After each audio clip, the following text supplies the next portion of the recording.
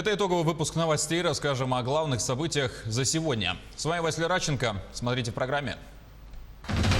Плановый прием в поликлиниках Якутска возвращается к привычному графику. Однако власти беспокоятся, что несоблюдение масочного режима и дистанции могут привести к новому росту заболеваемости. Рост количества семей, находящихся в социально опасном положении, фиксируют в Мирнинском районе. Многих из-за проблем с алкоголем лишают родительских прав. Есть ли выход переломить статистику?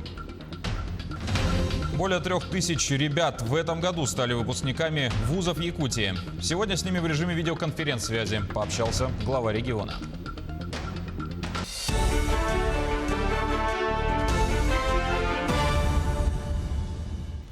44 новых случая коронавируса выявили в Якутии за минувшие сутки. Об этом сообщила вице-премьер республики Ольга Балабкина. Из них 35 в Якутске, 5 в Хангаласском, 2 в Ленском, по одному случаю в Верхоянском и Намском районах. Также особое внимание замруководителя оперативного штаба заострила на очередях, так как в эти дни поликлиники Якутска начали плановый прием. Наши больницы начали постепенно переходить на плановый непосредственно прием. Для этого мы готовы в полном объеме. Как есть электронные очереди, так работают и облачные поликлиники. Безусловно, нам бы очень не хотелось для того, чтобы вы приходили. Конечно, вы приходите, торопитесь в наши поликлиники, но достаточно часто создаете очереди. Мы в любом случае будем обслуживать всех, но хотелось бы, чтобы соблюдался режим и очередей было как можно меньше. Премьер-министр Михаил Мишустин поручил держать на постоянном контроле ситуацию с лесными пожарами в стране. Сложная обстановка сложилась в ряде регионов Сибири и Дальнего Востока. В некоторых из них уже введен режим чрезвычайной ситуации. С начала года огнем пройдено 1 200 000 гектаров. Возникло в общей сложности более 9 тысяч лесных пожаров. Наиболее пострадавшими остаются территории Дальневосточного федерального округа. На эти субъекты приходится около 80% всех лесных пожаров. Для борьбы с лесными пожарами задействуют природные явления. В Якутск прибыл спецборд авиалесоохраны, самолет-зондировщик Ан-26. На воздушном судне установлено оборудование для искусственного вызывания осадков. В Якутии бушуют лесные пожары. Жаркая погода и отсутствие осадков в некоторых районах способствуют распространению огня. Наземные службы уже не справляются со стихией, и им на помощь приходит авиация. Самолет Ан-26, зондировщик «Циклон», имеет на своем борту определенную установку по искусственному вызыванию осадков. Путем рассеивания препарата, это йодистое серебро, путем засеивания облачности на высоте порядка 5-6 километров. За вчерашний день мы произвели один вылет вокруг города Якутска на расстоянии примерно 200 километров, где было обслужено порядка 10 лесных пожаров. На части из них уже подтвердилось выпадение осадков. Благодаря работе самолета осадки выпали на западной и юго-западной территории Якутии. Сегодня самолет совершил еще один вылет с целью локализации действующих очагов. Эта мера достаточно эффективна. Эффективность у нас на сегодняшний день составляет порядка 70%. Прошлой неделе мы работали на территории Красноярского края, Иркутской области, Забайкалья, Амурской области. И сегодня результаты уже, скажем, на этих территориях видны. То есть классы пожарной опасности снижены. Лесные пожары, которые были, они уже на текущий момент ликвидированы, и обстановка находится под контролем. Благодаря слаженной работе наземных и воздушных противопожарных сил удается сдерживать и ликвидировать лесные пожары в Якутии и не допускать их дальнейшего появления. Александр Хавренко, Илья Сыромятников, Якутск. Рост количества семей, находящихся в социально опасном положении, наблюдается в Мирнинском районе. У многих из них отмечаются проблемы с алкоголем. Не редкость – лишение родительских прав. Наш корреспондент Порфирина Алексеева отправилась в обход с представителями опеки и попечительства и узнала, что приводит к такой жизни и есть ли выход из ситуации. Здесь к гостям не готовились, а потому бутылки из-под алкоголя разбросаны прямо у прихожей. Семья так и не открыла двери, запершись изнутри. А у этой семьи было изъято 2 маленьких детей. Сейчас они находятся в реабилитационном центре Харысхал. Оба родителя на момент изъятия находились в нетрезвом состоянии. Дома антисанитария, а в центре квартиры стоял самогонный аппарат. Сейчас родители сделали ремонт, обещают исправиться и забрать детей. Ну как забирать, что нет? 2 месяца. Не, ну я понимаю, Дина Михайловна, но закончим ремонт, там что здесь осталось. При проверке другой семьи обнаружилось, что родители спят в состоянии глубокого опьянения. Дверь открыта, ребенок 4 лет находится без присмотра. Ко всему прочему, ребенок требует постоянного ухода и присмотра, так как относится к группе людей с ограниченными возможностями. Со слов соседей, семья пьет на протяжении долгого времени. Малолетняя дочь всегда предоставлена сама себе. Даже более того, был зафиксирован случай, когда девочка сидела на окне, опасно свесив ноги. Ребенок был под расписку передан родственникам. Семье, обоим родителям выписано направление в наркологию, в Центр доверия для психологического обследования и дальнейшей работы с семьей. Мы всегда говорим, что как ограничение, так и лишение родительских прав – это очень крайняя мера. Сначала принимаются все меры для оказания семье помощи со всех сторон. Пандемия коронавируса, самоизоляция привела к панической скупке и потреблению алкоголя. А невозможность соцструктур обеспечить детям летнюю занятость или, как прежде, предоставить путевки в летние лагеря заводит в тупик.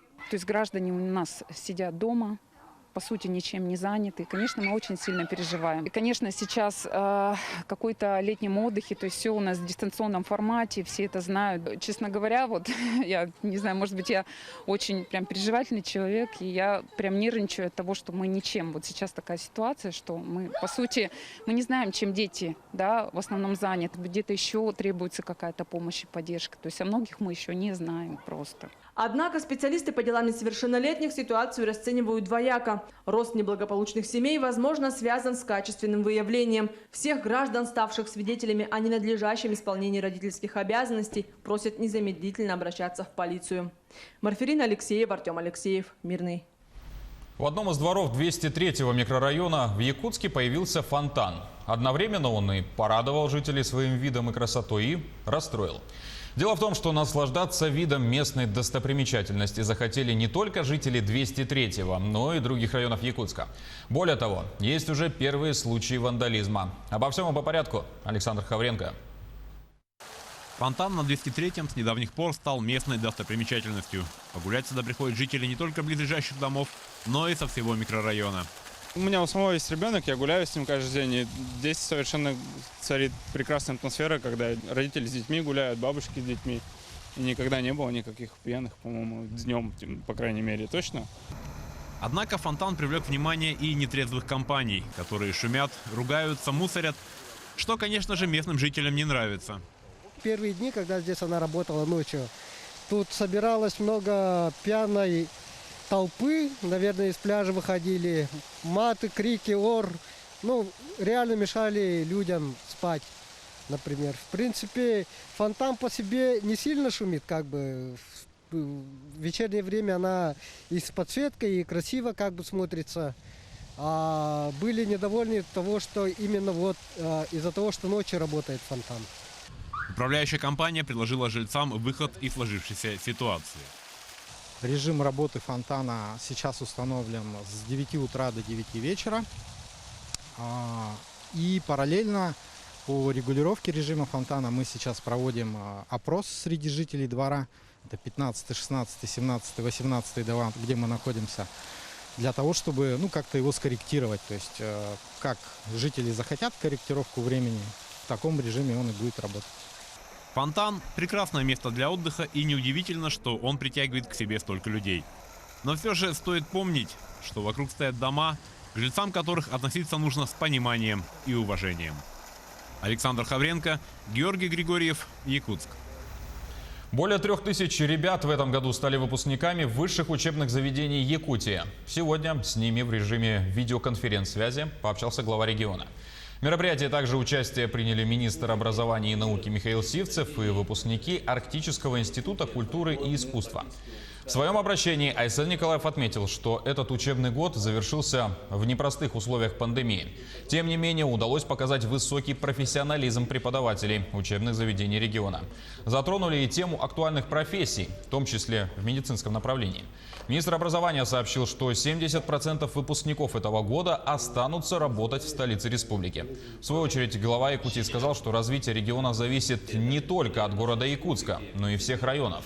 Молодые кадры востребованы сегодня на всей территории республики. Конечно же, мы в условиях вот этой пандемии сейчас начали менять взаимодействие с нашими промышленными компаниями. И промышленные компании начали менять взаимоотношения с нами, потому что мы все понимаем, что мы находимся в одной лодке, и востребованность наших местных кадров взамен вахтовых работников – это уже потребность не только нашей республики, но уже на самом деле потребность крупных корпораций, которые работают на территории Якутии. Поэтому, ребята, в ваших руках на самом деле, безусловно, будущее нашей республики. Это и лучшая медицина, это прекрасное образование, это развитие нашей промышленности, это рассвет наших IT-индустрий. Специализированная библиотека «Созвездие» получила 5 миллионов рублей. Их выделили в рамках нацпроекта «Культура». Полученные средства библиотека направила на модернизацию помещения. К ремонту приступили в июне, а к сентябрю готовятся уже отпраздновать открытие. Какие новшества ожидают читателей? В материале Светланы Неустроевой. Впервые библиотека открылась в 2012 году. В 2013 здание, в котором она базировалась, рухнуло. Через год сгорело. Наконец, в 2015 «Созвездие» отпраздновало долгожданное новоселье в новом здании по улице Мординова. Участие в конкурсе национального проекта для библиотеки уже не первое. Вторая заявка принесла учреждению победу. Конечно, это было неожиданностью. Как раз у меня был отпуск, я как раз прилетела в Москву, и мне позвонила Варвара Николаевна, и она сказала, что мы выиграли этот конкурс. Конечно, были в шоке все. В обновленной библиотеке будет возможность не только почитать книги. Известно, что «Созвездие» станет второй библиотекой по республике со смарт-лабораторией. Также здесь обустроят зону тишины, игровую зону, коворкинг-центр и даже сцену. Если бы вы видели эту библиотеку то предстала перед вами обычная библиотека с детским абонементом, со взрослым абонементом, с читальным залом и небольшой такой центр общественного доступа с компьютерами. Да? В новой концепции при модернизации мы спроектировали таким образом, чтобы как-то, изменить подачу библиотеки, чтобы увеличить привлечь новую аудиторию, организовать новые услуги, новые форматы. На сегодняшний день в год библиотеку посещают порядка 7 тысяч человек. По словам ее сотрудников, модернизация должна увеличить это количество, ведь теперь провести время с пользой станет намного легче.